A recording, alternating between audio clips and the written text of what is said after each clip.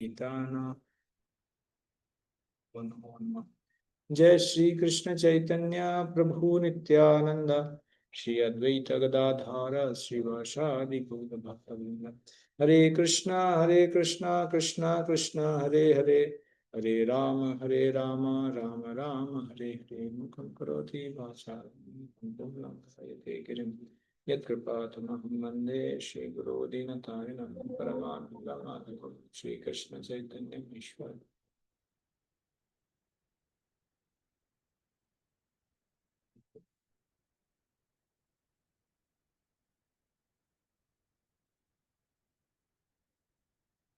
हरे कृष्णा। तो कल 15वां अध्याय से हमने चर्चा किया था। 15वां अध्याय में हमने त्रिश्लोकी भगवत गीता के ऊपर चर्चा किया था। तो कौन से 3 श्लोक को हम त्रिश्लोकी भगवत गीता बोल के बोलते हैं, कोई बता पाएंगे?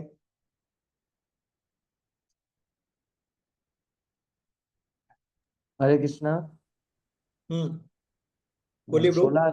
16, 17, 18। अच्छा, इस 3 श्लोक में कौन से ज्ञान का प्रकाश हुआ है? संबंध ज्ञान का। हाँ, सही है। क्या कोई और बता सकते हैं कि मायावाद कैसे खंडन होता है? इन श्लोकों के आधार पर हम किस प्रकार से मायावाद को खंडन कर सकते हैं?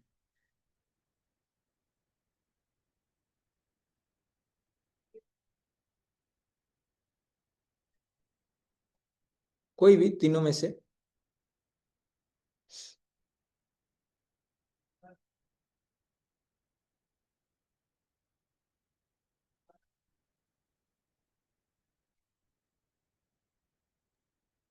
हरे कृष्णा। हाँ बोलिए। हाँ, तो भगवान मतलब एक श्लोक में भगवान जीवात्मा के बारे में बताते हैं कि जीवात्मा और भगवान किस तरीके से भिन्न है।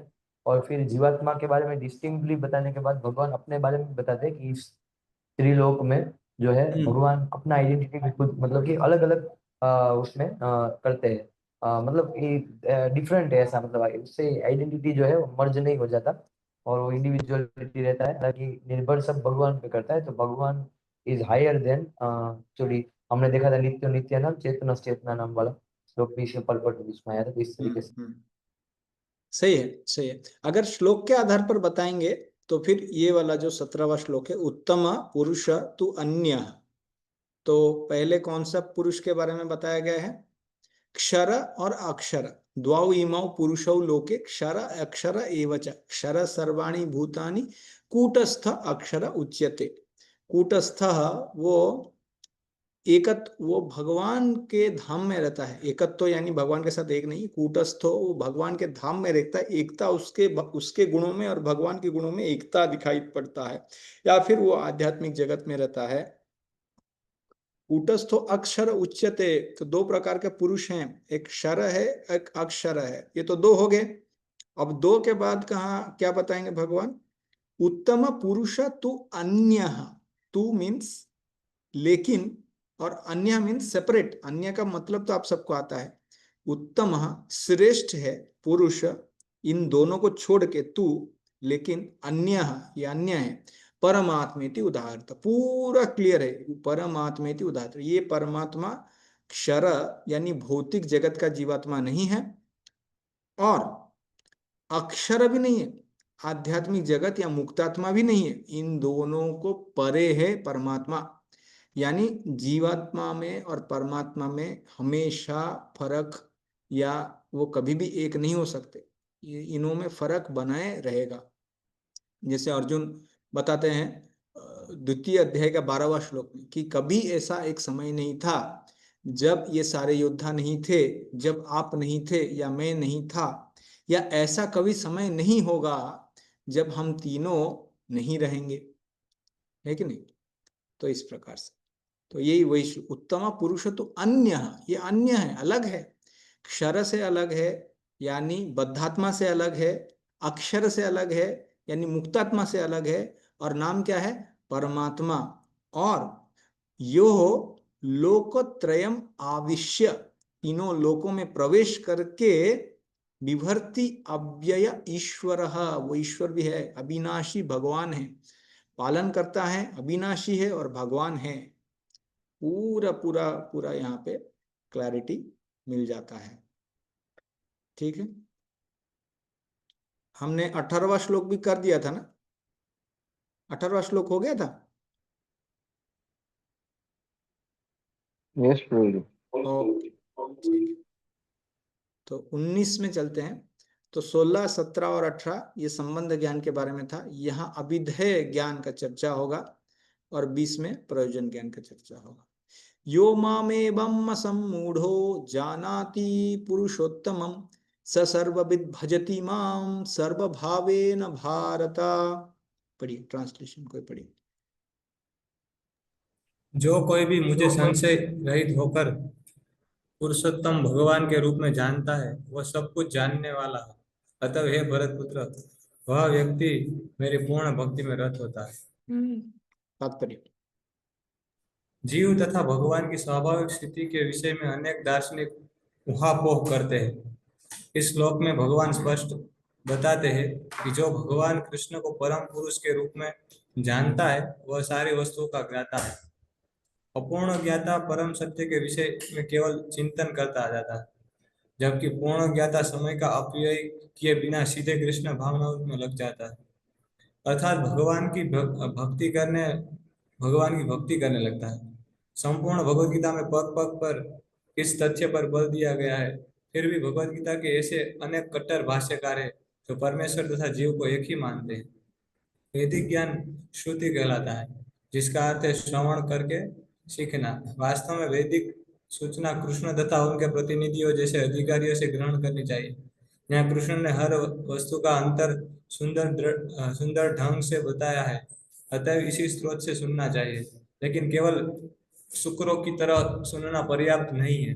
मनुष्यों को चाहिए कि अधिकारियों से समझे, ऐसा नहीं कि केवल शुष्क चिंतन ही करता रहे। मनुष्यों को विनीत भाव से भगवत गीता से सुनना चाहिए कि सारे जीव सदैव भगवान के अधीन है। जो भी इसे समझ लेता है, वही श्री कृष्ण के कथनानुसार वेदों के प्रयोजन को समझता है, अन्य कोई नहीं समझता। भजती शब्द अत्यंत सार्थक है। कई स्थानों पर भजती का संबंध भगवान की सेवा के अर्थ में व्यक्त हुआ है। यदि कोई व्यक्ति पूर्ण कृष्ण भावनाओं में रत है, अर्थात भगवान की भक्ति करता है, तो यह समझना चाहिए कि उसने सारा वैदिक ज्ञान समझ लिया है। वैष्णव परंपरा में यह कहा जाता है कि यदि कोई कृष्ण भक्ति में लगा रहता है, तो उसे भगवान को जानने के लिए किसी अन्य आध्यात्मिक विधि की आवश्यकता नहीं रहती। भगवान की भक्ति करने के कारण वह पहले से लक्ष्य तक पहुंचा रहता है। वह ज्ञान की समस्त प्रारंभिक विधियों को पार कर चुका होता है। लेकिन यदि कोई लाखों जन्मों तक चिंतन करने पर भी इस लक्ष्य पर नहीं पहुंच पाता कि श्री कृष्ण ही भगवान है और उनकी ही शरण ग्रहण करनी चाहिए, तो उसका अनेक जन्मों का चिंतन व्यर्थ जाता है। धन्यवाद। तो ये अब तक का जो भी चर्चा चल रहा है, 13वां अध्याय, 14वां अध्याय, 15वां अध्याय, ये कौन सा सेक्शन है? ज्ञान का सेक्शन है। तो ज्ञान का सेक्शन चर्चा करने में मुश्किल लग सकता है, तो आप सबको कभी कभी समझने में मुश्किल लग सकता है, लेकिन चिंता करने का कोई इसमें बात नहीं है, क्योंकि ये ज्ञान का कंक्लूजन में आप लगे हुए हैं, जो कि भक्ति है। तो भले ये ज्ञान का सेक्शन समझने में मुश्किल हो, लेकिन उसका जो कंक्लूजन है, उसका जो सार है, उसमें हम भक्ति के मार्ग में श्रील प्रभुपाद की कृपा से लगे हुए हैं। भले टेक्निकलिटी समझ में आए या नहीं भी आए, वो बहुत ज्यादा मायने नहीं लगता है। देखिए, ये जो श्लोक है, ये अहम सर्वस्य प्रभवो मत्त सर्वं प्रवर्तते इति मत्वा भजन्ते मां बुधा भाव समन्विता, ये श्लोक के साथ इसका तुलना किया गया है। अभिदय ज्ञान इसमें है इसलिए क्योंकि देखिए, यहाँ पे भजन के बारे में चर्चा आई है। भगवत गीता वास्तव में क्या बताता है? वास्तव में भगवत गीता का सार यही है, भगवान चाहते हैं कि जीव भगवान का भक्ति करे और भक्ति करके भगवत धाम चले जाए। भक्ति ही भगवत गीता का कंक्लूजन है और कुछ नहीं। तो यहाँ पे जो असमूढ़, जो मूढ़ नहीं है, जो संशय रहित है, जो मूढ़ है, विमूढ़ है, लेकिन जो असमूढ़, जो मूढ़, जो संशय रहित है, इस प्रकार का व्यक्ति जानाति, जो जानता है, पुरुषोत्तमम, भगवान पुरुषोत्तम को जानता है, स सर्वविद, इस प्रकार से सब कुछ जानने वाला।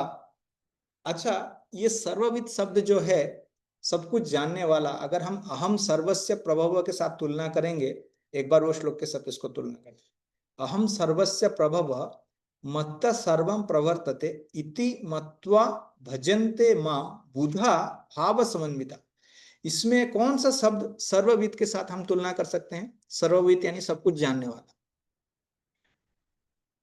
इति मत्वा भजन्ते मां बुधा भाव समन्विता। कोई कुछ भी बताइए, कोई इसमें शंका करने का कोई ये नहीं, कोई भी आंसर बताइए, कोई प्रॉब्लम नहीं। मत्वा मत्वा भी ठीक है, चलो और कोई और बताएंगे? बुधा बुधा बुधा, करेक्ट, बुधा। जो बुद्धिमान व्यक्ति है, जो बुधा है, जो सर्वविद, जो सब कुछ जानता है, क्या करता है? भजते माम, और वहां पे क्या है? इति मत्वा भजन्ते माम, वही सेम है, सेम ही चीज है। और किस प्रकार से भजन करता है? सर्व भावेन भारता, बुधा भाव समन्विता, भाव के साथ, सर्व भाव के साथ, यानी दास्य इत्यादि भाव के साथ, पूर्ण भावना से, भक्ति भावना से भगवान का भजन में लग जाता है। जो ये जानता है कि भगवान श्री कृष्ण ही पुरुषोत्तम है, वो ज्ञान कांड में नहीं लगता है, वो कर्म कांड में, यज्ञ में नहीं लग जाता है कि मैं अभी जो है अग्निष्टोम यज्ञ करूंगा, मैं चंद्र की प्राप्ति के लिए यज्ञ करूंगा, मैं अलग अलग यज्ञ करूंगा, नहीं। या फिर वो ज्ञान में नहीं लग जाता है, वो अष्टांग योग में नहीं लग जाता है, वो भक्ति में लग जाता है। वास्तव में जो भगवत गीता पढ़ा है, जो भगवत गीता समझा है, और सही में जिसको भगवत गीता समझ गया है, वो इस प्रकार से अपने जीवन यापन करेगा, वो भगवान का भक्ति में लग जाएगा, वो भगवान का भक्त बन जाएगा। स सर्वविद भजति माम। कई वो इंद्र चंद्र, यहाँ तक कि ब्रह्म रूप का भगवान का उपासक नहीं बनेगा। जो भगवत गीता पढ़ा है वो क्या करेगा? सर्व भावेन भारत भजति माम, भजति माम, भगवान श्री कृष्ण का भजन में लग जाएगा, सर्व भाव से लग जाएगा। ये नहीं कि वो ब्रह्म का पूजा में लगेगा, इंद्र का पूजा में लगेगा, शिव जी का पूजा में लगेगा और बोलेगा है मैंने भगवत गीता पढ़ लिया है। कई सारे लोग आजकल के जमाने में आपको दिखेंगे, जो लोग भगवत गीता पढ़े हैं और अलग अलग कॉल फॉर एक्शन देते हैं। कोई कोई बोलता है भगवत गीता पढ़ के हम योग सीखते हैं। एक ऐसा योगी है जिन्होंने भगवत गीता पे टीका तो लिखा है और उसके ऊपर का फोटो है कि भगवान श्री कृष्ण खुद योग में बैठे हुए हैं। तो इस प्रकार के लोगों के कंक्लूजन है भगवत गीता के। लेकिन भगवत गीता जो पढ़ेगा वो भगवान और वास्तव में समझेगा, वो भगवान श्री कृष्ण का भक्त बनेगा। ये नहीं कि कोई कोई भगवत गीता पढ़ के कभी कोई मेडिसिन बनाते हैं, कोई राष्ट्र निर्माण में लग जाते हैं, चलो ठीक है वो भी अच्छा है, लेकिन वो अल्टीमेट कंक्लूजन नहीं। भगवत गीता का जो वास्तव में जो सारांश है, जो सार है, वो है सर्वविद भजति मां, भगवान श्री कृष्ण का भजन में किस प्रकार से कोई लग गया है। यहाँ तक कि कोई अद्वैती भी नहीं बनेगा। अगर भगवत गीता वास्तव में समझा है, वो अद्वैती भी नहीं बनेगा, वो भगवान श्री कृष्ण का भक्त बन जाएगा।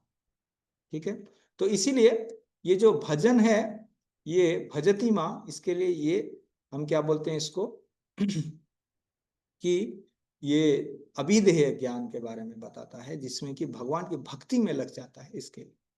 और प्रयोजन यानी अल्टीमेट, तो इति गुह्यतमं शास्त्रम इदम उक्तम मया नघः एतद् बुद्ध्वा बुद्धिमान स्यात् कृतकृत्वा च भारत। पढ़िए उसका ट्रांसलेशन। हे अनघ, यह वैदिक शास्त्र का सर्वाधिक गुप्त अंश है जिसे मैंने अब प्रकट किया है। जो कोई इसे समझता है वह बुद्धिमान हो जाएगा और उसके प्रयास पूर्ण होंगे। तात्पर्य, भगवान ने यहाँ स्पष्ट किया है कि यही सारे शास्त्रों का सार है और भगवान ने इसे जिस रूप में कहा है उसे उसी रूप में समझा जाना चाहिए। इस तरह मनुष्य बुद्धिमान तथा दिव्य ज्ञान में पूर्ण हो जाएगा। दूसरे शब्दों में, भगवान के इस दर्शन को समझने तथा उनकी दिव्य सेवा में प्रवृत्त होने से प्रत्येक व्यक्ति प्रकृति के गुणों के समस्त कल्मश से मुक्त हो सकता है। भक्ति आध्यात्मिक ज्ञान की एक विधि है। जहाँ भी भक्ति होती है वहाँ भौतिक कल्मश नहीं रह सकता। भगवत गीता भक्ति भगवत भक्ति तथा स्वयं भगवान एक हैं, क्योंकि दोनों आध्यात्मिक है। भक्ति परमेश्वर की अंतरंगा शक्ति के भीतर होती है। भगवान सूर्य के समान है और अज्ञान अंधकार है। जहाँ सूर्य विद्यमान है वहाँ अंधकार का प्रश्न ही नहीं उठता। अतएव जब भी प्रामाणिक गुरु के मार्गदर्शन के अंतर्गत भक्ति की जाती है तो अज्ञान का प्रश्न ही नहीं उठता। प्रत्येक व्यक्ति को चाहिए कि इस कृष्ण भावनामृत को ग्रहण करे और बुद्धिमान तथा शुद्ध बनने के लिए भक्ति करे। जब तक कोई कृष्ण को इस प्रकार नहीं समझता और भक्ति में प्रवृत्त नहीं होता, तब तक सामान्य मनुष्य की दृष्टि में कोई कितना बुद्धिमान क्यों न हो, वह पूर्णतया बुद्धिमान नहीं है। जिस अनग शब्द से अर्जुन को संबोधित किया गया है वह सार्थक है। अनग अर्थात है निष्पाप का अर्थ है कि जब तक मनुष्य समस्त पाप कर्मों से मुक्त नहीं हो जाता तब तक कृष्ण को समझ पाना कठिन है। उसे समस्त कल्मश समस्त पाप कर्मों से मुक्त होना होता है, तभी वह समझ सकता है। लेकिन भक्ति इतनी शुद्ध तथा शक्तिमान होती है कि एक बार भक्ति में प्रवृत्त होने पर मनुष्य स्वतः निष्पाप हो जाता है। शुद्ध भक्तों की संगति में रहकर पूर्ण कृष्ण भावनामृत में भक्ति करते हुए कुछ बातों को बिल्कुल ही दूर कर देना चाहिए। सबसे महत्वपूर्ण बात जिस पर विजय पानी है वह है हृदय की दुर्बलता। पहला पतन प्रकृति पर प्रभुत्व जताने की इच्छा के कारण होता है। इस तरह मनुष्य भगवान की दिव्य प्रेमा भक्ति को त्याग देता है। दूसरी हृदय की दुर्बलता है कि जब कोई अधिकाधिक प्रभुत्व जताने की इच्छा करता है तो वह भौतिक पदार्थ के स्वामित्व के प्रति आसक्त हो जाता है। इस संसार की सारी समस्याएं इन्हीं हृदय की दुर्बलताओं के कारण है। इस अध्याय के प्रथम 5 श्लोकों में हृदय की इन्हीं दुर्बलताओं से अपने को मुक्त करने की विधि का वर्णन हुआ है और 6ठे श्लोक से अंतिम श्लोक तक पुरुषोत्तम योग की विवेचना हुई है। इस प्रकार श्रीमद् भगवद गीता के 15वें अध्याय पुरुषोत्तम योग का भक्ति वेदांत तात्पर्य पूर्ण हुआ। धन्यवाद। तो देखिए इसको फिर से क्या बताते हैं यहाँ पे भगवान, गुह्यतमम शास्त्रम। तो ये जो 16, 17, 18, 19 ये 4 श्लोक है, इसको गुह्यतम शब्द का प्रयोग किया गया है। ये याद रखिए, भगवत गीता में जहाँ पे भी गुह्यतम शब्द का प्रयोग होता है वो शुद्ध भक्ति के बारे में जहाँ पे भी आता है वहां पे ये गुह्यतम शब्द प्रयोग होता है। इसलिए इससे पिछला श्लोक में आप देखेंगे क्या लिखा गया है, सर्वविद भजते माम सर्वभावेन भारत, इस प्रकार से लिखा गया है। और अगर कोई गीता इस प्रकार से नहीं समझता है तो उसके प्रयास सफल नहीं होंगे। जो बुद्धिमान व्यक्ति है, एतत् बुद्ध्वा बुद्धिमान स्यात्, जो ये समझता है किस प्रकार से भगवान पुरुषोत्तम क्षर अक्षर से अलग है, वो सबको नियंता है, सबको पोषण करते हैं, सब चीज के सृष्टि करता है, और इस प्रकार से उनको पुरुषोत्तम जानते हुए उनका भक्ति में लग जाता है, वो व्यक्ति बुद्धिमान है और वही वास्तव में भगवत गीता समझ सकता है। और ये हृदय की दुर्बलता यानी भौतिक आसक्ति जो सबके हृदय में है, ये भौतिक आसक्ति दूर करने का उपाय जो है वो है शुद्ध भक्तों की संगति के द्वारा, शुद्ध भक्तों का सेवा, शुद्ध भक्तों से श्रवण। इस प्रकार से ये जो है हृदय में जो दुर्बलता है वो दूर हो जाता है। क्योंकि ये भौतिक आसक्ति धन के प्रति हो सकता है, भोग के प्रति हो सकता है, कई सारी चीज के प्रति हो सकता है, लेकिन शुद्ध भक्तों का सेवा और श्रवण से क्या होता है, ये जो आसक्ति है ये दूर हो जाता है। तो इस प्रकार से ये पुरुषोत्तम योग 15वां अध्याय है, ये संपूर्ण हुआ। अभी हम चलेंगे 16वां अध्याय, दैवी आसुरी संपद, दैवी तथा आसुरी स्वभाव। ठीक है, तो पहला 3 श्लोक एक साथ भगवान बताएंगे। तो ये संसार रूपी वृक्ष का अभी हमें बताया गया, इसके ऊपर चर्चा हुआ। संसार रूपी वृक्ष अश्वत्थ वृक्ष, अश्वत्थमेनम सुविरूढ़ मूलम, इसके बारे में चर्चा हुआ। ये भौतिक संसार रूपी जो पेड़ है, अश्वत्थ है, इसमें अलग अलग योनि, इसके जो डालियां हैं उसके साथ तुलना की गई है, या फिर अलग अलग लोक है उसको तुलना की गई है। और इसके फल क्या है? वास्तव में एक तरह से इसका अच्छे फल भी हैं और बुरे फल भी हैं। तो ये अच्छे फल जो है वो दैवी स्वभाव है, और बुरे फल जो है वो आसुरी स्वभाव है, वो यहाँ पे वर्णन किए गए हैं। और ये जो दैवी स्वभाव है, आसुरी स्वभाव है, ये कहाँ से आया है? ये व्यक्ति के वासना, पूर्व वासना के हिसाब से, पूर्व संस्कार के हिसाब से, या प्रवृत्ति के हिसाब से आया है। कोई पूर्व जन्म में, और पूर्व जन्म से लिया हुआ ये वासना व्यक्ति के अंदर रहता है, और बाद में जब संग होता है तो उसके प्रकाश या विकास होता है। इसलिए यहाँ पे अभिजातस्य शब्द आएगा सबसे पहले, जब हम इसको पढ़ेंगे तब यहाँ पे बताया जाएगा। शुभ या अशुभ वासना जो है ये क्या है कि सहायक जड़, जो सेकेंडरी रूट्स है, उसके साथ तुलना की गई है। क्योंकि इस सहायक जड़ से क्या होता है कि ये जो वासनाएं हैं, शुभ और अशुभ वासनाएं, जिसको हमने राग और द्वेष भी बताए थे, तो इससे ये संसार रूपी जो वृक्ष है बहुत ज्यादा सुदृढ़ हो जाता है। तो इसमें 24 श्लोक हैं टोटल। तो पहले 6 श्लोक में दैवी आसुरी गुण के बारे में चर्चा करते हैं भगवान, और फिर आसुरी स्वभाव को भगवान बहुत विस्तार से बताते हैं। कलयुग में ये आसुरी स्वभाव को हमें हर जगह देखने के लिए मिलेगा। तो ये आसुरी स्वभाव के बारे में पूरा डिटेल में बताते हैं, और बाद में 19 से लेकर 24 में कि ये आसुरी स्वभाव और दैवी स्वभाव होने से क्या होता है आगे, उसके बारे में भगवान बताते हैं। तो ये 3 श्लोक पढ़ेंगे, लेकिन ट्रांसलेशन पढ़ के थोड़ा रुकेंगे, फिर थोड़ा चर्चा करके फिर तात्पर्य में जाएंगे। इसका तात्पर्य बहुत बड़ा है, तो तात्पर्य डिस्कस करने के लिए समय लगेगा। तो पहले श्लोक पढ़ेंगे और उसके बाद ट्रांसलेशन में जाएंगे बस। श्री भगवान उवाच अभयम सत्व संशुद्धिम ज्ञान योग व्यवस्थिता दानम दमश्च यज्ञश्च स्वाध्यायश्च तप अर्जवम् अहिंसा सत्य अक्रोध त्याग शांतिर अपैशुनम दया भूतेषु अलूलप्तम मार्दवम हरिर अचापलम तेज क्षमा धृतिर शौच अद्रोहो नातिमानिता भवन्ति संपदम दैवीम अभिजातस्य भारत। पढ़िए ट्रांसलेशन कोई पढ़िए।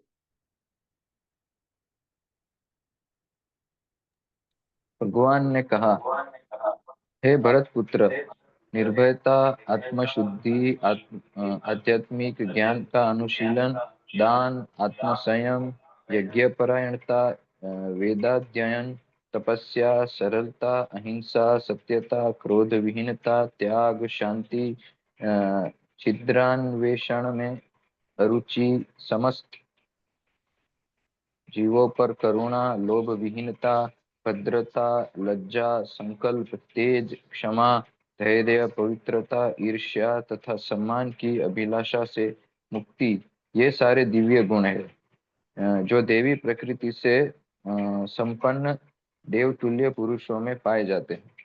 धन्यवाद।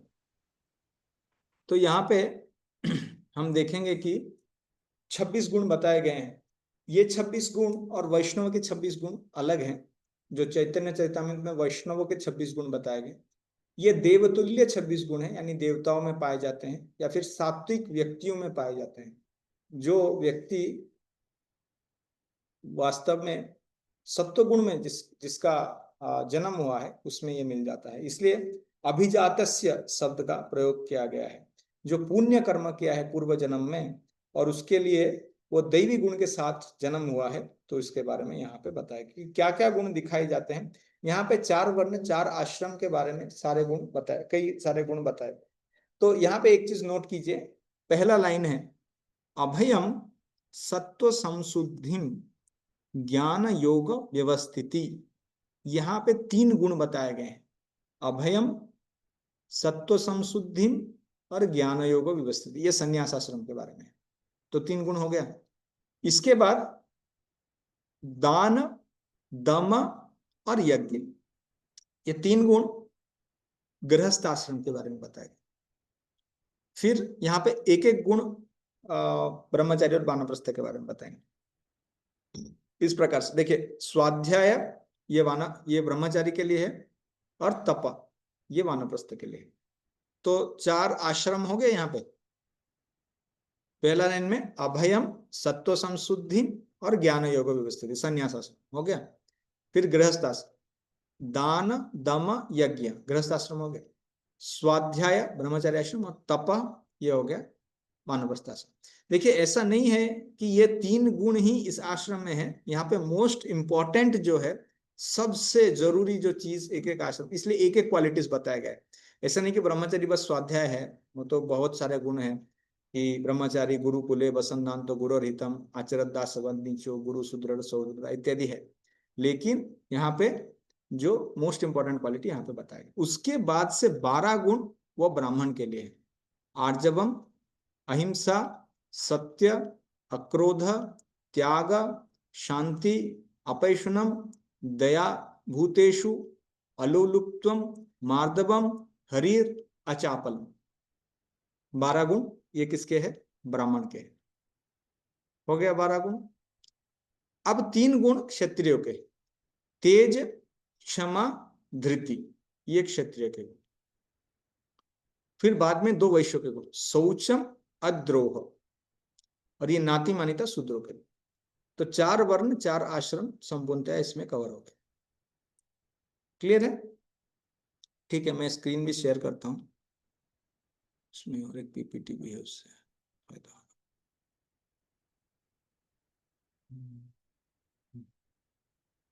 ये दिख रहा है आपको स्क्रीन? दिख रहा है? हरे कृष्ण। यस हाँ दिख रहा है। हाँ, ओके। यस। हाँ ठीक है। तो यहाँ पे अच्छे फल और बुरे फल जो हम बता रहे थे कि दैवी गुण और जो आसुरी गुण, इसके बारे में वर्णन की गई है। तो जो हमारे अंदर देवता है या फिर जो हमारे अंदर पशु है, उसके बारे में चर्चा की गई है। तो हम बेसिकली देख सकते हैं, जो भगवान के नियम को मानते हैं जो वो दैवी है, जो नहीं मानते हैं वो आसुरी है।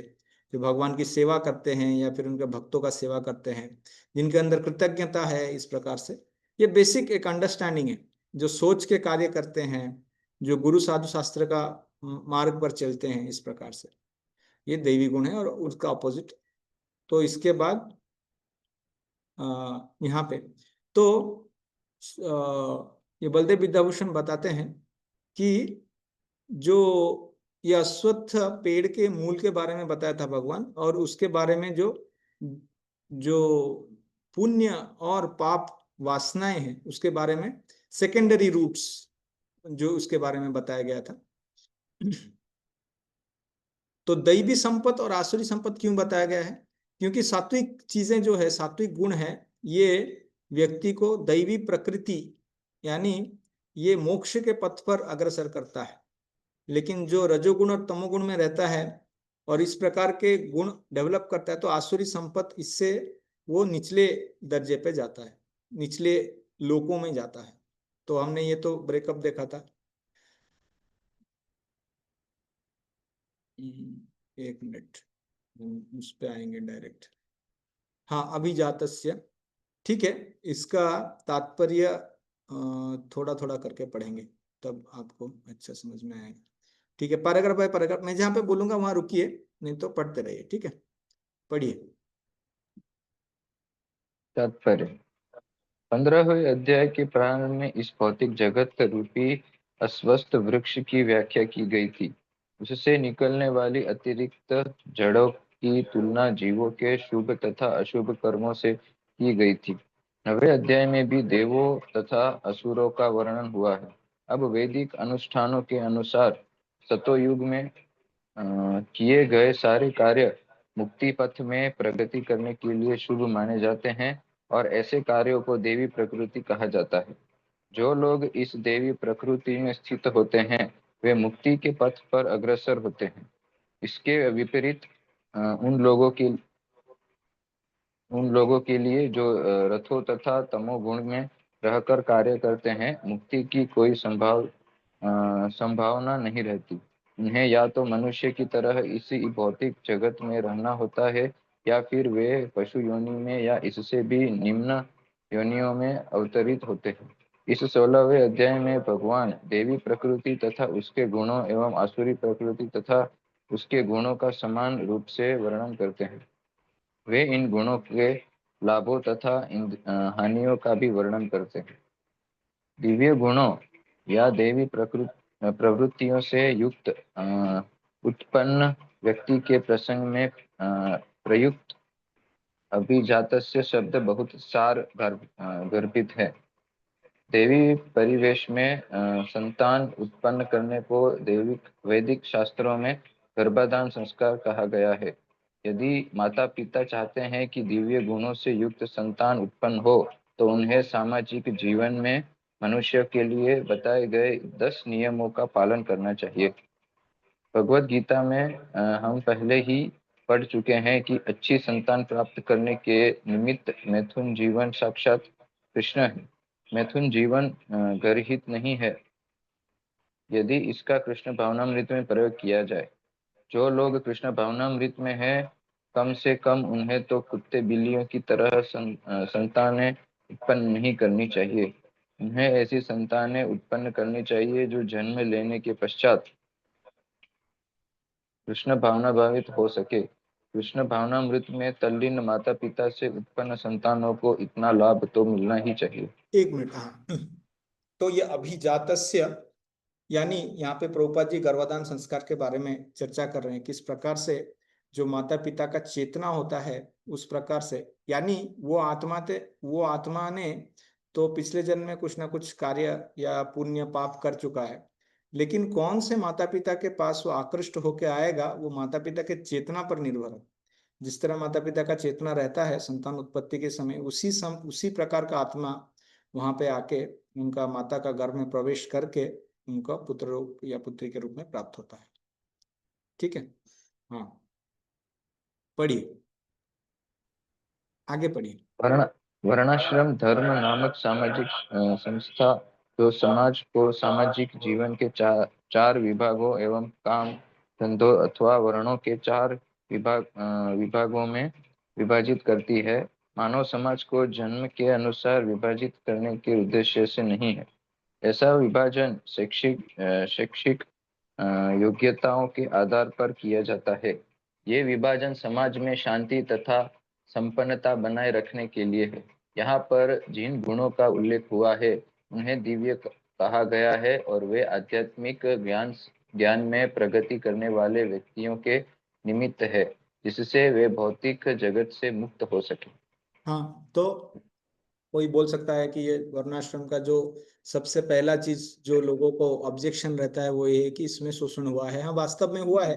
कलयुग का कुछ साल पहले, यानी कलयुग के जब प्रारंभ हुआ उसके कुछ साल बाद या फिर कोई 1000 साल पहले ऐसा हुआ कि ब्राह्मण लोगों ने अलग अलग जातियों का शोषण किया और इसके लिए ये वर्णाश्रम पूरी तरह से तहस नहस हो गए।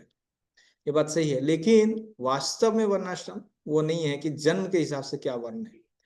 गुण कर्म विभाग चतुर्वर्णम मया सृष्टम, भगवान बताते हैं भगवत गीता में कि भगवान ही ये वर्णाश्रम सृष्टि किए हैं गुण और कर्म के आधार। तो अभी सन्यासी के बारे में वर्णन किया जाएगा, तो पढ़िए आगे। वर्णाश्रम संस्था में सन्यासी को समस्त सामाजिक वर्णों तथा आश्रमों में प्रधान या गुरु माना जाता है। ब्राह्मण को समाज के 3 वर्णों क्षत्रियों, वैश्यों तथा शूद्रों का गुरु माना जाता है, लेकिन सन्यासी इन संस्था के शीर्ष पर होता है और ब्राह्मणों का भी गुरु माना जाता है। सन्यासी की पहली योग्यता निर्भयता होनी चाहिए, क्योंकि सन्यासी को किसी सहायक के बिना एकाकी रहना होता है। अतएव भगवान की कृपा ही उसका एकमात्र आश्रय होता है। जो यह सोचता है कि सारे संबंध तोड़ लेने के बाद मेरी रक्षा कौन करेगा, तो उसे संन्यास आश्रम स्वीकार नहीं करना चाहिए। उसे यह पूर्ण विश्वास होना चाहिए कि कृष्ण या अंतर्यामी स्वरूप परमात्मा सदैव अंतर में रहते हैं। वे सब कुछ देखते रहते हैं और जानते हैं कि कोई क्या करना चाहता है। इस तरह मनुष्य को दृढ़ विश्वास होना चाहिए कि परमात्मा स्वरूप कृष्ण शरणागत व्यक्ति की रक्षा करेंगे। उसे सोचना चाहिए, मैं कभी अकेला नहीं हूँ, भले ही मैं गहनतम जंगल में क्यों न रह। मेरा साथ कृष्ण देंगे और सब तरह से मेरी रक्षा करेंगे। ऐसा विश्वास अभयम या निर्भयता कहलाता है। संन्यास आश्रम में व्यक्ति की ऐसी मनोदशा आवश्यक है। बस, हाँ ठीक है। तो संन्यास आश्रम में अभयम यानी वो निर्भयता से जीता है।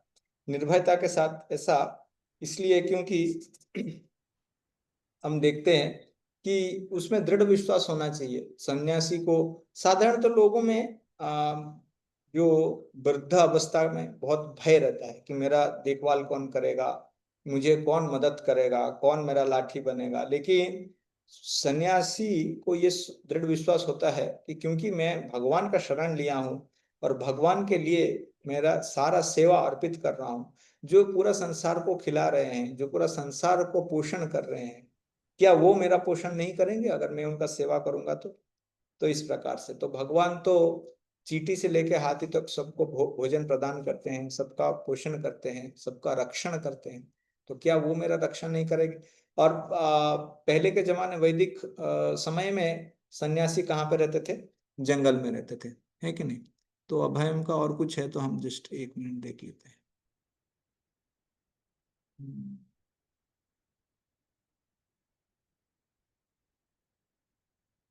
सन्यासी इज फियरलेस। तो मैं कोई कार्य नहीं कर रहा हूँ, ये कार्य नहीं करने से मेरा मतलब भरण पोषण कैसे होगा, इस प्रकार का भय नहीं होता है सन्यासी को। ये विश्वनाथ बता रहे हैं, सॉरी बलदेव विद्याभूषण बता रहे हैं। और यहाँ पे ठीक है, यहाँ पे कुछ नहीं।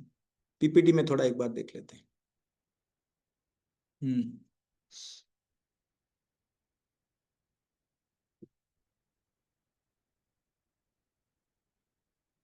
फियर, अभयम। अभयम यानी कोई उसके सपोर्ट नहीं है, लेकिन पूर्णतः विश्वास है कि परमात्मा उसको रक्षा करेंगे। और रामानुज बताते हैं कि जो भय है वो इसलिए आता है कि जिस चीज के प्रति आसक्त है उससे जब व्यक्ति दूर हो जाता है, या फिर जिस चीज के प्रति हमें अच्छा नहीं लगता उसके पास रहना पड़ता है, तो फिर भय सृष्टि होता है। तो इस प्रकार के भय से वो सन्यासी जो है वो दूर रहता है। तो अभयम ये हो गया। अब सत्व संशुद्धि, ये भी सन्यास का एक गुण होता है, इसके बारे में चर्चा करेंगे। प्रभुपाद बोलते हैं, आगे बढ़े। तब तब ऐसे उसे अपने हम्म तब उसे अपने अस्तित्व को शुद्ध करना होता है।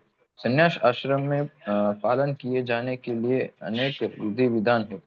इनमें सबसे महत्वपूर्ण यह है कि सन्यासी को किसी स्त्री के साथ घनिष्ठ संबंध नहीं रखना चाहिए। उसे एकांत स्थान में स्त्री से बातें करने तक की मनाही है। भगवान चैतन्य आदर्श सन्यासी थे और जब वे पुरी में रह रहे थे तो भक्ति उनकी भक्तिनों को उनके पास नमस्कार करने तक के लिए नहीं आने दिया जाता था। उन्हें दूर से ही प्रणाम करने के लिए आदेश था। यह स्त्री जाति के प्रति घृणा भाव का चिन्ह नहीं था, अपितु सन्यासी पर लगाया गया प्रतिबंध था कि उसे स्त्रियों से निकट संपर्क नहीं रखना चाहिए। मनुष्य को अपने अस्तित्व को शुद्ध बनाने के लिए जीवन की विशेष परिस्थिति स्तर में विधि विधानों का पालन करना होता है। सन्यासी के लिए स्त्रियों के साथ घनिष्ठ संबंध तथा इंद्रिय तृप्ति के लिए धन संग्रह वर्जित है। आदर्श सन्यासी तो स्वयं भगवान चैतन्य थे और उनके जीवन से हमें यह सीख लेनी चाहिए कि वे स्त्रियों के विषय में कितने कठोर थे। यद्यपि वे भगवान के सबसे वरदान्य अवतार माने जाते हैं क्योंकि वे अधम से अधम बद्ध जीवों को स्वीकार करते थे, लेकिन जहाँ तक स्त्रियों की संगति का प्रश्न था, वे संन्यास आश्रम के विधि विधानों का कठोरता के साथ पालन करते थे। उनका एक निजी पार्षद छोटा हरिदास अन्य पार्षदों के सहित उनके साथ निरंतर रहा, लेकिन किसी कारणवश उसने एक तरुणी को कामुक दृष्टि से देखा। भगवान चैतन्य इतने कठोर थे कि उन्होंने उसे अपने पार्षदों की संगति से तुरंत बाहर निकाल दिया। भगवान चैतन्य ने कहा, जो सन्यासी या अन्य कोई व्यक्ति प्रकृति के चंगुल से छूटने का इच्छुक है, और अपने को आध्यात्मिक प्रकृति तक ऊपर उठाना चाहता है तो तथा भगवान के पास वापस जाना चाहता है, वह यदि भौतिक संपत्ति तथा स्त्री की और इंद्रिय तृप्ति के लिए देखता है, भले ही वह उनका भोग न करे, केवल उनकी और इच्छा दृष्टि से देखे, तो भी वह इतना गर्हित है कि उसके लिए श्रेयस्कर होगा कि वह ऐसी अवैध इच्छा करने के पूर्व आत्महत्या कर ले। इस तरह शुद्धि की ये विधियां हैं।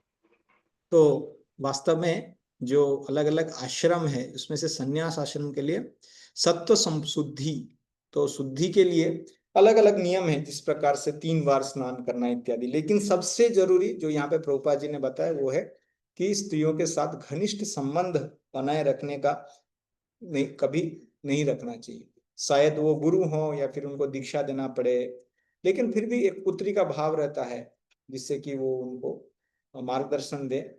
और कभी भी उनके साथ अकेले में बात नहीं करना चाहिए इस प्रकार से। और प्रभुपाद जी बताते हैं ये स्त्रियों के प्रति घृणा भाव का चिन्ह नहीं है, क्योंकि वास्तव में वेदों में स्त्रियों को माता बताया गया है, तो हर स्त्री को माता के रूप में देखना पड़ता है। तो माता को तो बहुत ही ज्यादा सम्मान है, लेकिन हर आश्रम का फिर भी कोई नियम रहता है। तो संन्यास आश्रम का ये नियम है। और हम चैतन्य महाप्रभु के जीवन से देखते हैं, हालांकि वो खुद स्वयं भगवान है, संन्यास शिरोमणि थे, और उनको वो भला क्या सबको माता आत्मा के दृष्टि में नहीं देख सकते थे, लेकिन फिर भी वो आश्रम के नियम को पालन करते थे। तो यहाँ पे प्रभुपाद जी इस प्रकार से बोलते हैं।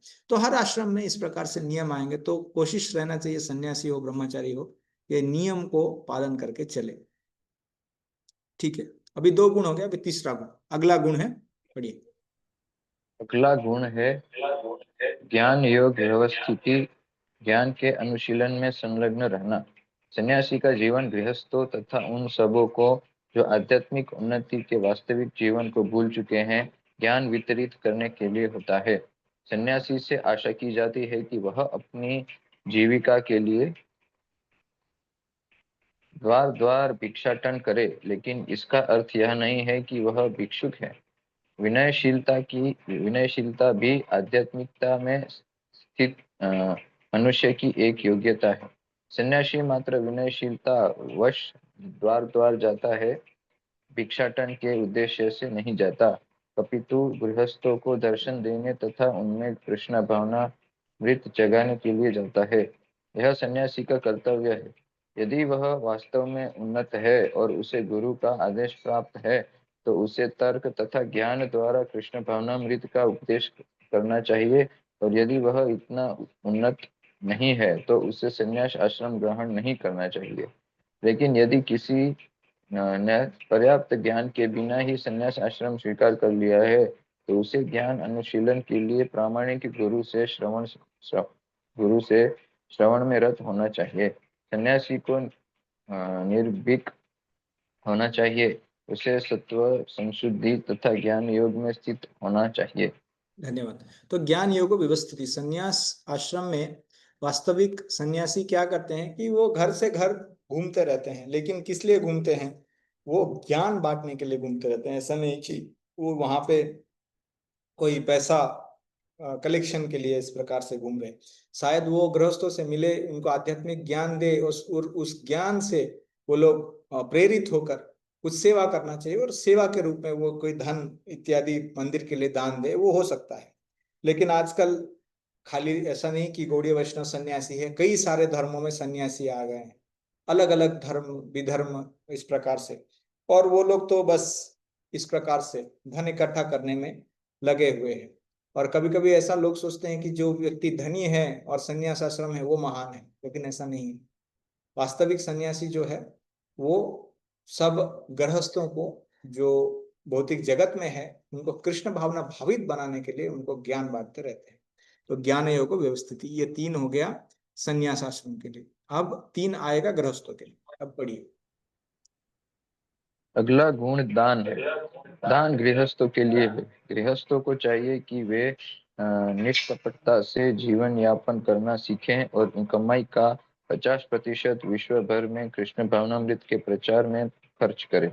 इस प्रकार से गृहस्थ को चाहिए कि ऐसे कार्य में लगे संस्थान समितियों को दान दें। दान योग्य पात्र को दिया जाना चाहिए।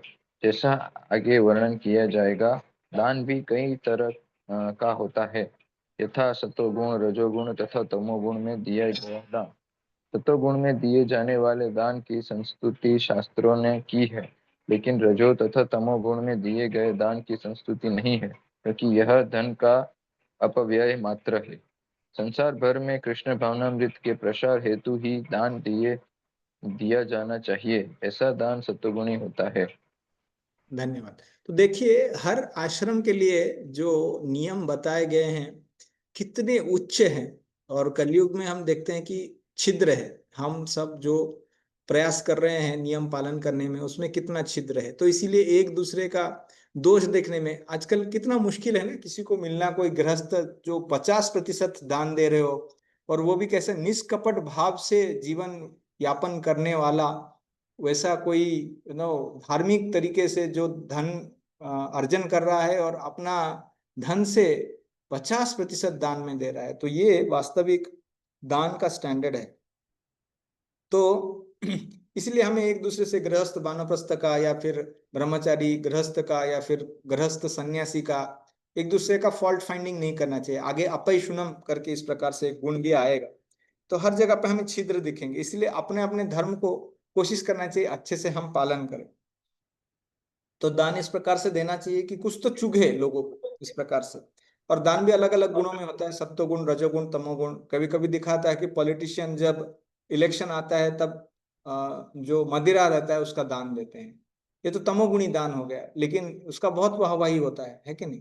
तो इस प्रकार का दान का बात नहीं हो रहा है, सत्वगुणी दान का बात हो रहा है, वो आगे भगवान बताएंगे। तो कोई और भी पढ़िए, क्योंकि एक ही भक्त पढ़ते रहेंगे तो बाकी भक्त थोड़ा ये हो जाएंगे। कोई और पढ़िए नेक्स्ट पैराग्राफ। हरे कृष्ण। हाँ, हरे कृष्ण।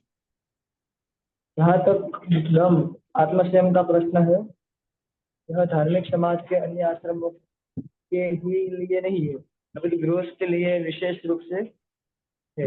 यद्यपि उसकी पत्नी होती है, लेकिन उसे चाहिए कि व्यर्थ ही अपने इंद्रियों को विषय भोग की ओर न मोड़े। गृहस्थों पर भी मैथुन जीवन के लिए प्रतिबंध है, और इसका उपयोग केवल संतोषपति के लिए किया जाना चाहिए। यदि वह संतान नहीं चाहता तो उसे अपनी पत्नी के साथ विषय भोग में लिप्त नहीं होना चाहिए।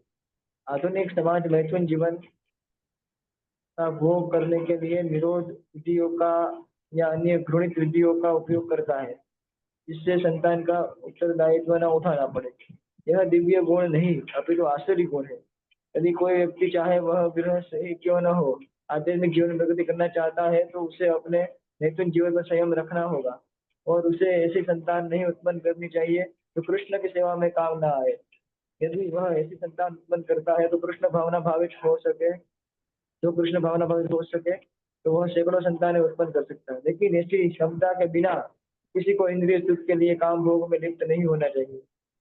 तो इस प्रकार से तो प्रभुपाद जी यहाँ पे बता रहे हैं किस प्रकार से, ये भी गर्भाधान संस्कार के बारे में बात कर रहा है कि जिस प्रकार से जो गृहस्थ है, बाकी लोगों के पास तो पत्नी नहीं होते, लेकिन जो भी गृहस्थ है उनको चाहिए कि वो संयम में रहे। यहाँ तक एक बार देख लेते हैं, अगर और कुछ यहाँ पे पॉइंट छूट गया तो। ठीक है। दान 50%।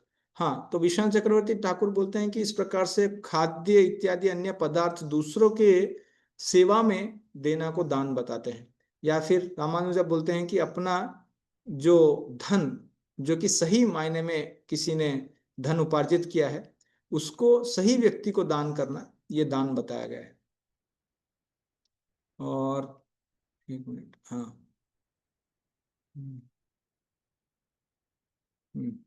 तो उसके बाद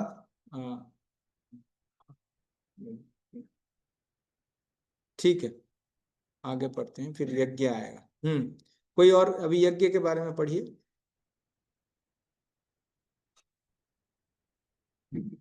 जो अब तक नहीं पढ़े, कोई और भक्त पढ़िए।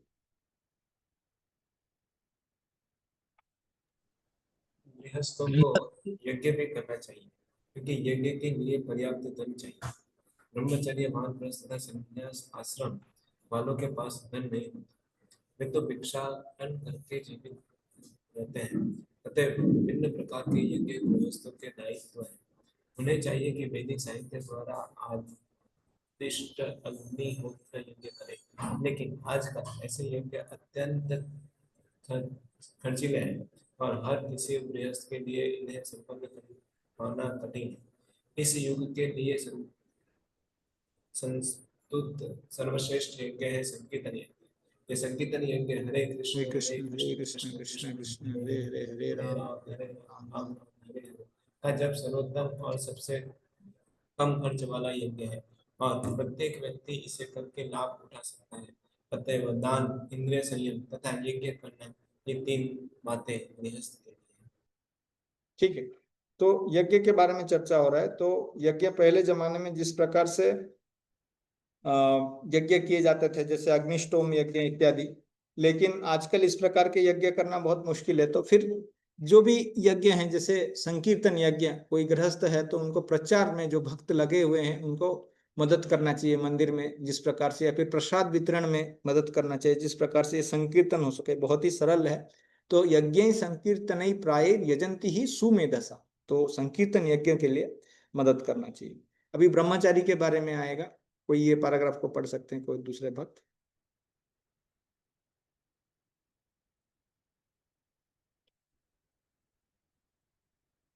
हरे कृष्णा। स्वाध्याय या वेदाध्ययन ब्रह्मचर्य आश्रम या विद्यार्थी जीवन के लिए है। ब्रह्मचारियों का स्त्रियों से किसी प्रकार का संबंध नहीं होना चाहिए। उन्हें ब्रह्मचर्य जीवन बिताना चाहिए और आध्यात्मिक ज्ञान के अनुशीलन हेतु अपना मन वेदों के अध्ययन में लगाना चाहिए। यही स्वाध्याय है। हाँ, अगला तक तो ये पैराग्राफ भी पढ़ लिया। तपस्या वानप्रस्थों के लिए है। मनुष्य को जीवन भर गृहस्थ ही नहीं बने रहना चाहिए। उसे स्मरण रखना होगा कि जीवन के 4 विभाग है: ब्रह्मचर्य, गृहस्थ, वानप्रस्थ तथा संन्यास। अतएव गृहस्थ रहने के बाद उसे विरक्त हो जाना चाहिए। यदि कोई 100 वर्ष जीवित रहता है तो उसे 25 वर्ष तक ब्रह्मचर्य, 25 वर्ष तक गृहस्थ, 25 वर्ष तक वानप्रस्थ तथा 25 वर्ष तक संन्यास का जीवन बिताना चाहिए। ये वैदिक धार्मिक अनुशासन के नियम है। गृहस्थ जीवन से विरक्त होने पर मनुष्य को शरीर, मन तथा वाणी का संयम बरतना चाहिए। यही तपस्या है। समग्र वर्णाश्रम धर्म समाज की तपस्या के निमित्त है। तपस्या के बिना किसी को मुक्ति नहीं मिल सकती।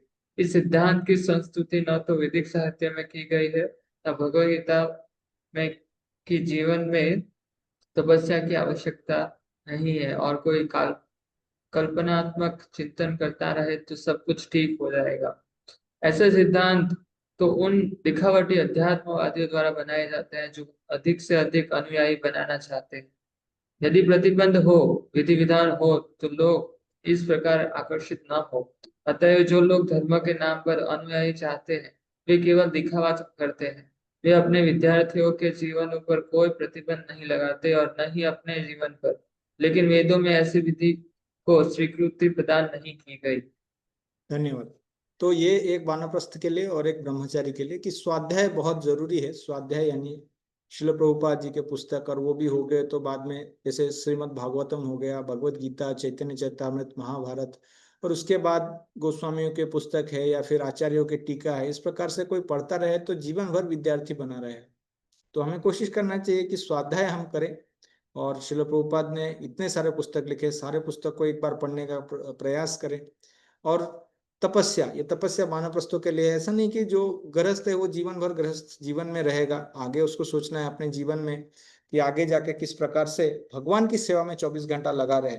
ठीक है, कोई घर में भी रह के वानप्रस्थ जीवन में हो सकता है, जैसे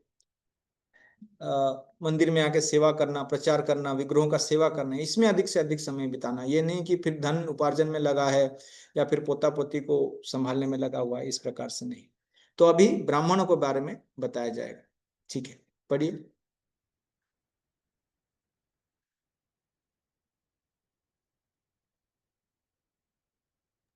हरे कृष्ण, कोई पढ़िए।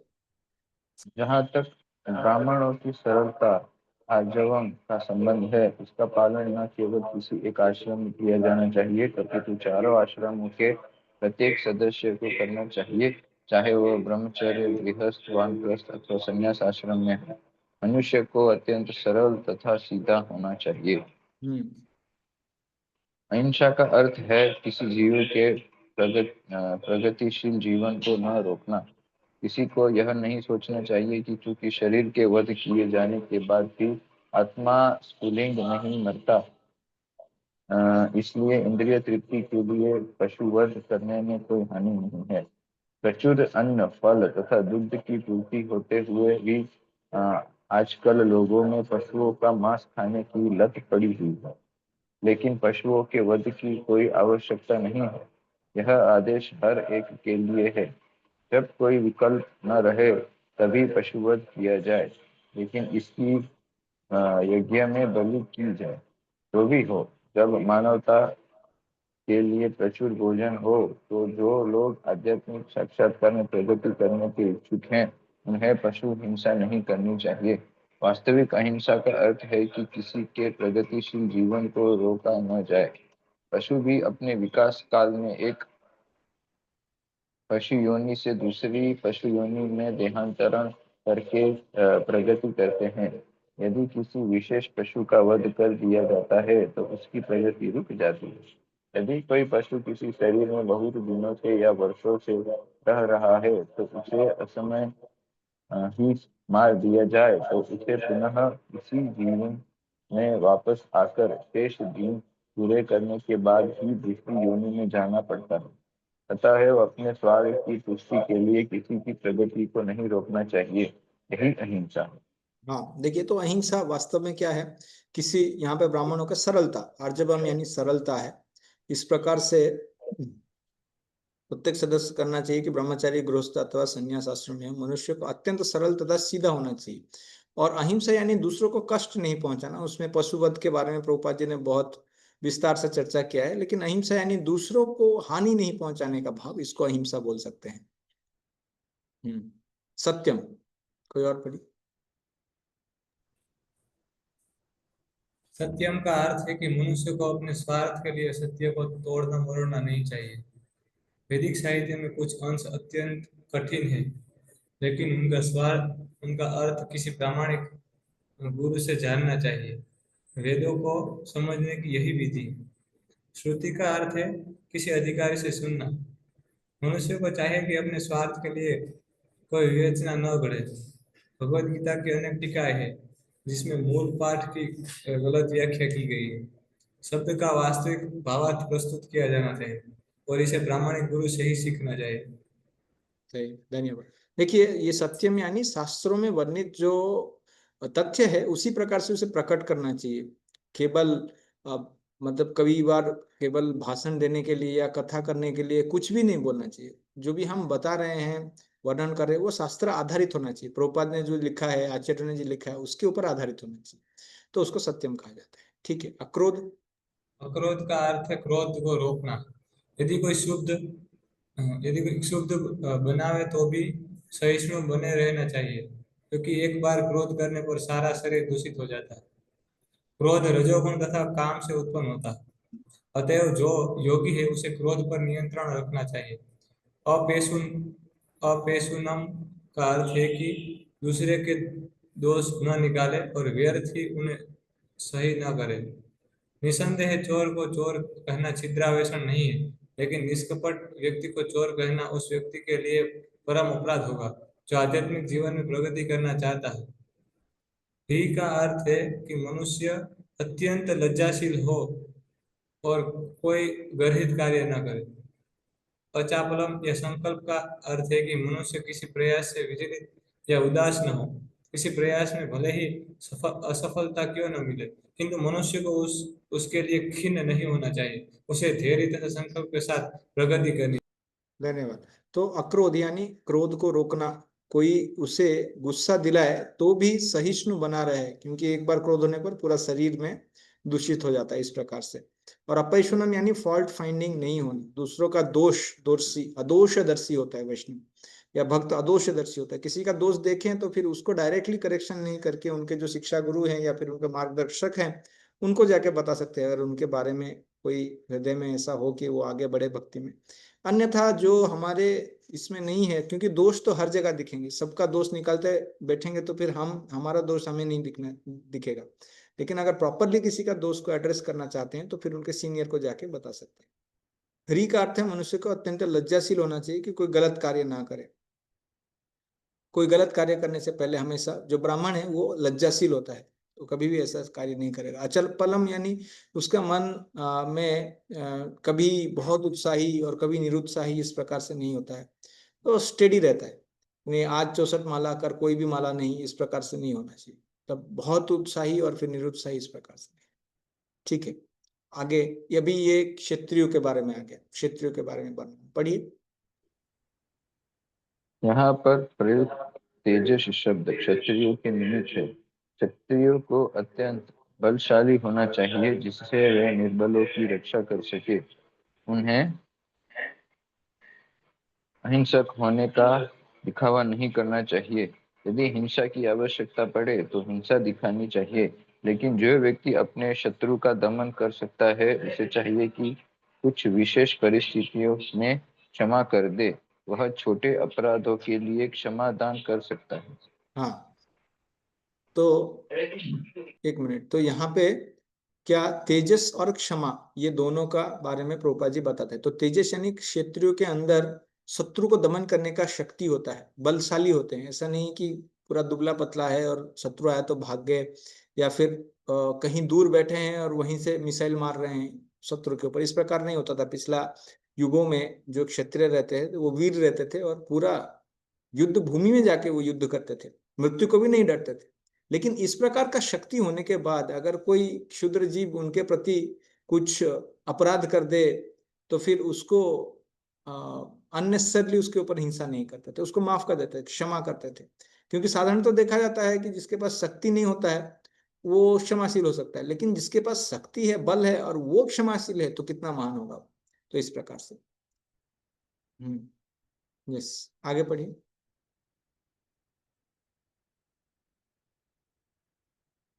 और धृति यानी निश्चय, उनके अंदर निश्चय भी रहता है। किसके अंदर? ये क्षत्रियों के प्रति, परिस्थितियों के प्रति। जैसे हम देखते हैं कि राजा अशोक वो क्षेत्रीय धर्म छोड़ के बुद्ध बन गए और उसके कारण क्या हुआ, वेद का नष्ट हो गया, क्योंकि बौद्ध जो है वो वेदों के प्रति उनका गलत भावना रहता है। तो कई सारे वेद नष्ट हो गए जब राजा अशोक जो है वो बौद्ध बन गए। तो अभी जो आएगा, अभी वैश्यों के बारे में आएगा। शौचम पढ़िए।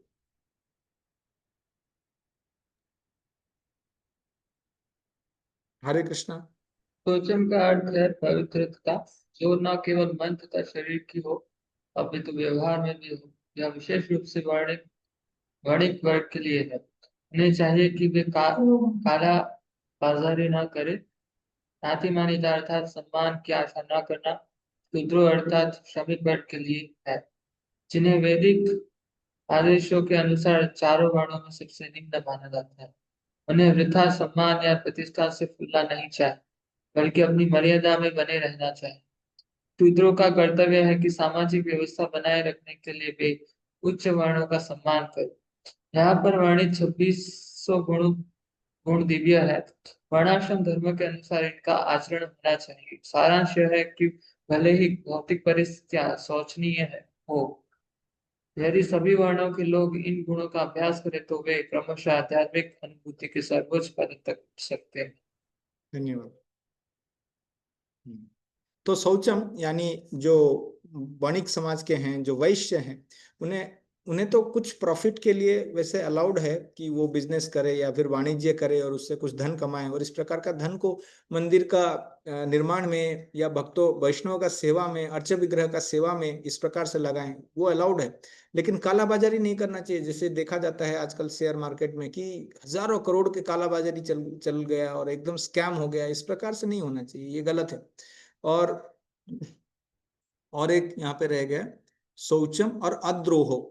वो लोग जो है वो धार्मिक जो प्रिंसिपल है उसके हिसाब से वो चलना चाहिए। लोग मार्दवम ह्री अच्छा तेज क्षमा अद्रोह, ईर्षा से मुक्त। क्योंकि जहाँ पे धन का उपार्जन होता है वहां पे ईर्षा बहुत, कॉम्पिटिटिव स्पिरिट बहुत ज्यादा रहता है, और कभी कभी एक दूसरे का वो लोग ये भी कर देते हैं, मर्डर भी कर देते हैं। देखा जाता है बिजनेस वर्ल्ड में इस प्रकार से होता है। लेकिन इस प्रकार का कॉम्पिटिटिव स्पिरिट, ईर्ष्या से मुक्त होना चाहिए, और ना अतिमानिता। ये जो शूद्र है, शूद्र को सम्मान की अपेक्षा नहीं करनी चाहिए। देखिए, वैदिक वर्णाश्रम में सबके लिए सम्मान है, लेकिन अपने स्थान के अनुसार। कोई शूद्र के प्रति भी सम्मान है, ब्राह्मण के प्रति भी सम्मान है, लेकिन इसका ये मतलब नहीं है कि शूद्र जाके कोई यज्ञ करे या फिर राजा का सिंहासन में बैठा, ये नहीं हो सकता है। लेकिन उसको अपने स्थान के लिए, उसको अपने कार्य के लिए सम्मान होता है। लेकिन अगर शूद्र बहुत जगह सम्मान का आकांक्षी हो जाए तो फिर क्या होगा कि उसको बहुत दिक्कत का सामना करना पड़ेगा। तो ये हो गया। तो अभी भगवान ये सारे गुण बताने के बाद आसुरी गुण को एक समरी में बता देते हैं। ये एक श्लोक है, इसमें समरी में सारे आसुरी गुण बता देते हैं। दंभो दर्प अभिमानश्च क्रोध पारुष्यम एव च अज्ञानम च अभिजात अज्ञानम च अभिजातस्य पार्थ संपदम आसुरीम। पढ़ी।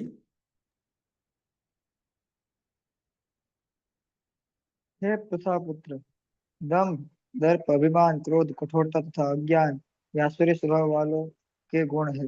हाँ, एक मिनट तात्पर्य। देखिए, एक मिनट तात्पर्य में जाएंगे। सबसे पहले यहाँ पे देखिए, जो च शब्द का प्रयोग किया गया है, ये च शब्द का ये मतलब है कि पहले जितने दैवी गुण बताए गए ना, उसके ऑपोजिट अगर आप कर दें तो वो सारा आसुरी गुण हो जाएगा। तो ये च का मतलब है कि जो भी यहाँ पे पहले बताए गए दैवी गुण है उसको ऑपोजिट कर दीजिए, बस वो हो जाएगा आसुरी गुण। और उसके साथ साथ इसका भी मतलब आगे बताएंगे। पढ़िए, तात्पर्य पढ़िए। इस श्लोक में नरक के राजमार्ग का वर्णन है। आसुरी स्वभाव वाले लोग धर्म तथा आत्मविद्या की प्रगति का आडंबर रचना चाहते हैं, भले ही वे उनके सिद्धांतों का पालन न करते हो। वे सदैव किसी शिक्षा या प्रचुर संपत्ति का अधिकारी होने का दर्प करते हैं। वे चाहते हैं कि अन्य लोग उनकी पूजा करें और सम्मान दिखलाएं, भले ही वे सम्मान के योग्य न हो। वे छोटी छोटी बातों पर क्रुद्ध हो जाते हैं, खरी खोटी सुनाते हैं और नम्रता से नहीं बोलते। यह नहीं जानते कि क्या करना चाहिए और क्या नहीं करना चाहिए। वे अपनी इच्छा अनुसार सनक वश सारे कार्य करते हैं। वे किसी प्रमाण को नहीं मानते। वे ये आसुरी गुण तभी से प्राप्त करते हैं जब वे अपनी माताओं के गर्भ में होते हैं, और जो वे बढ़ते हैं त्यों तो वे अशुभ गुण प्रकट होते हैं।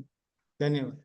तो हम इसका चर्चा करेंगे एक एक। दंभ, दर्प, अभिमान, क्रोध, पारुष्यम, अज्ञानम, इस प्रकार से है। देखते हैं, अगर पीपीटी में मिल गया तो अच्छा।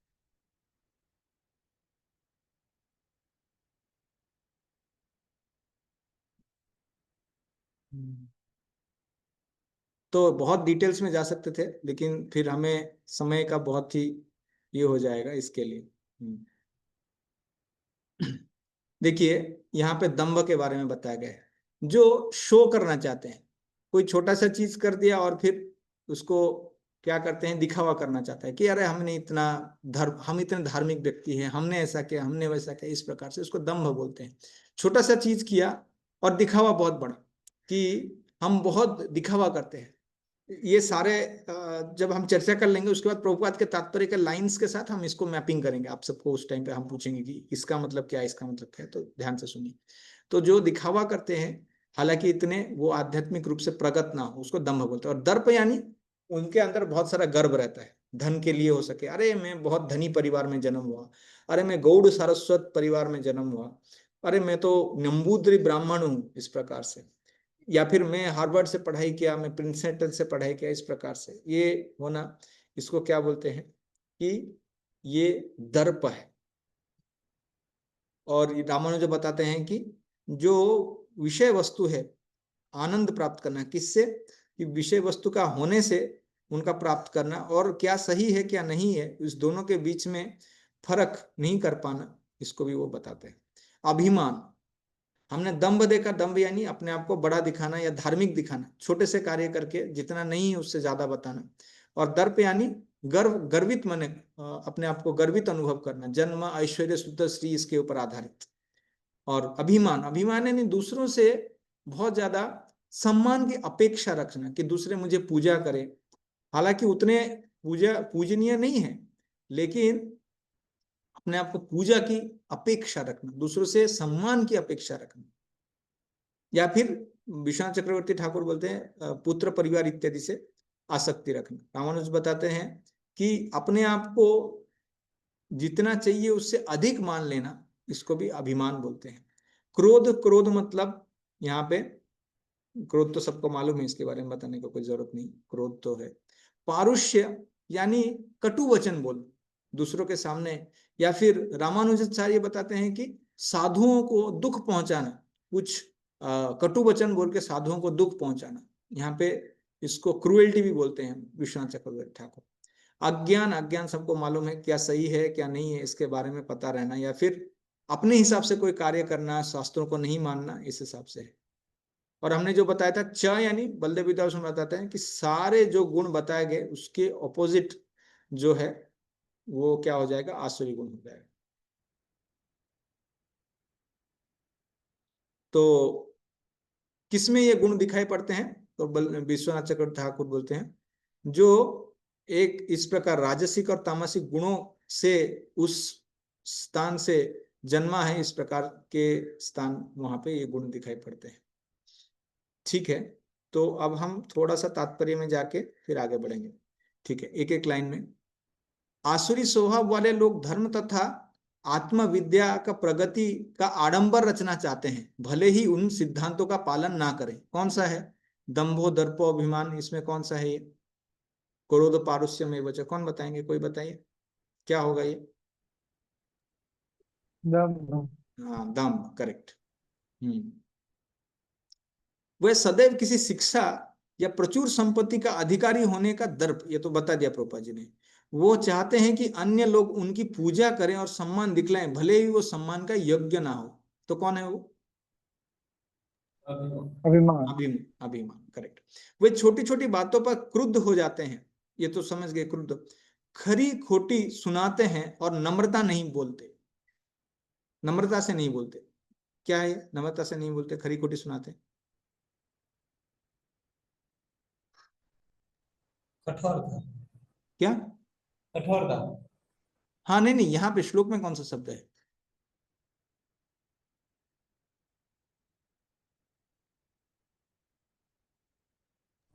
पारुष्य। पारुष्यम, पारुष्यम, निष्ठुरता। ठीक है, वो नहीं जानते कि क्या करना चाहिए क्या नहीं करना चाहिए, ये तो अज्ञान है। वो अपने इच्छा अनुसार सनक वश सारे कार्य करते हैं और वह किसी प्रमाण को नहीं मानते। वो आसुरी गुण तभी से प्राप्त हैं जब से अपने माताओं के गर्भ में थे, इसके बारे में यहाँ पे बता रहे थे, वो अभिजातस्य के बारे में इंडिकेटिंग यहाँ पे वो जो लिखा है चीज। ठीक है तो इसके आगे क्या होता है, जब अर्जुन ये सारे सुन लेते हैं तो उनको लगता है अरे ये तो सारे आसुरी गुण मेरे अंदर है, मैं हिंसा कर रहा हूँ, मैं द्रोण इत्यादि उनको मारने के लिए आया हूँ, और मैं अस्त्र चला रहा हूँ, मैं तो हिंसा कर रहा हूँ, क्रोध है मेरे अंदर, और मैं तो असुर हूँ।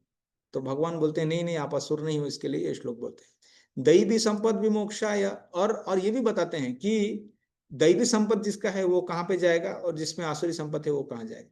दैवी संपद विमोक्षाय निबद्धाय आसुरी मता मां शुच संपदम दैवीम अभिजातस्य पांडवा। पढ़िए ट्रांसलेशन,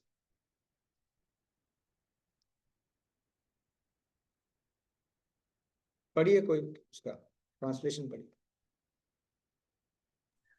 दिव्य गुण मोक्ष के लिए अनुकूल है और असुरी गुण बंधन दिलाने के लिए है।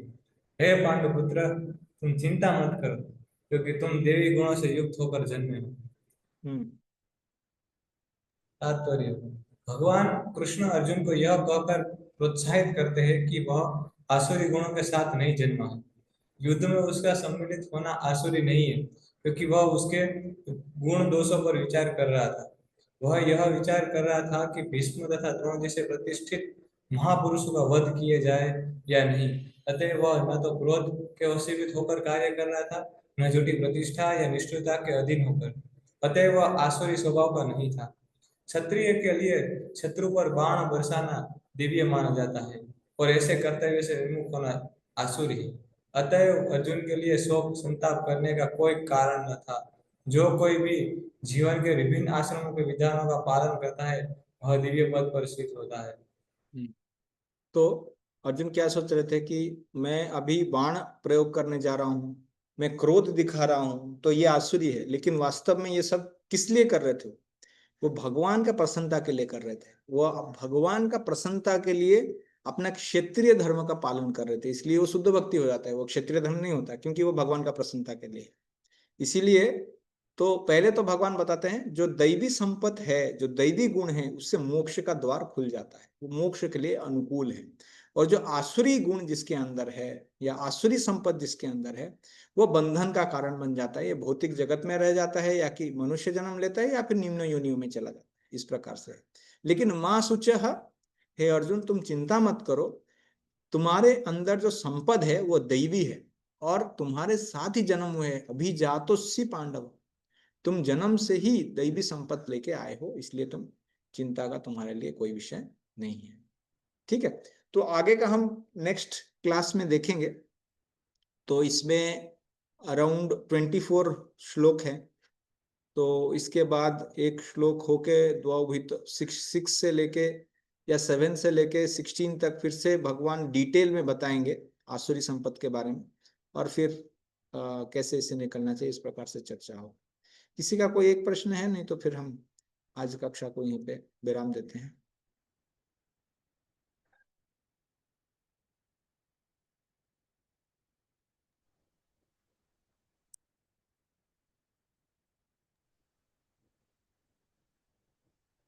हाँ बोलिए।